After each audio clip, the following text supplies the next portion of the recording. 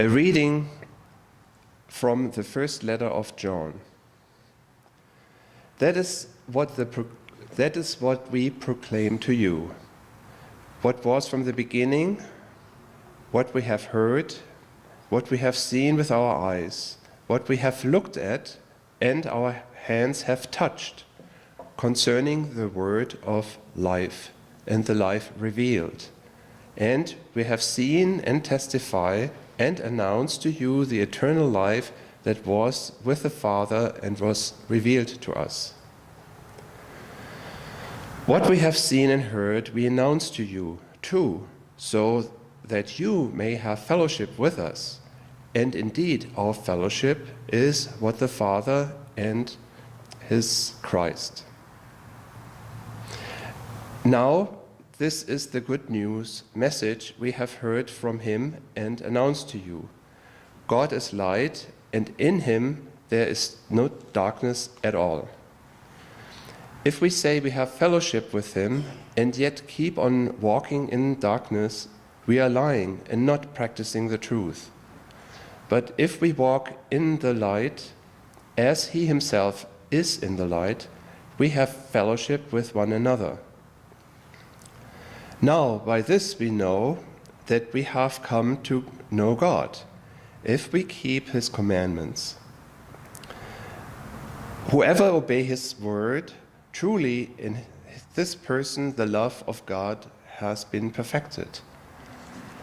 I'm writing a new commandment to you, which is true in him and in you, because the darkness is passing away and the true light is already shining. The one who says he is in the light, but yet hates his fellow in the community, is still in darkness. The one who loves his fellow resides in light. Do not love the world or the things in the world. If anyone loves the world, the love of the Father is not in him, because all that is in the world, the desire of the flesh, and the desire of eyes, and the arrogance produced by material possessions, is not from the Father, but is from the world. And the world is passing away with all its desires, but the person who does the will of God remains forever.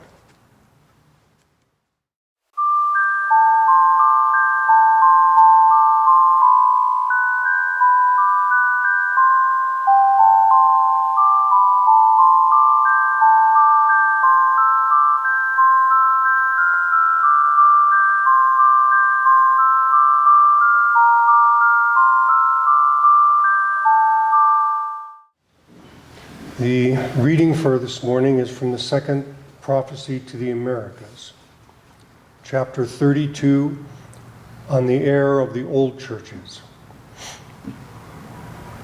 The teaching of Jesus was one of light. It is believed by the churches of the old dispensation, before the coming of the Messianic Son of Righteousness at the command of God, that man is redeemed by the blood shed by Jesus, that by drinking of this blood and by eating of his flesh man attains salvation.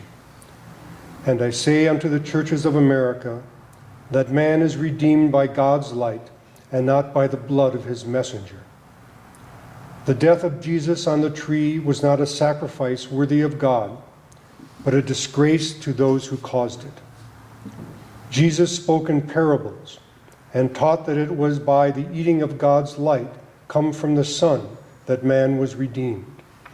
And Jesus taught that he was of that light, as are all holy men of God.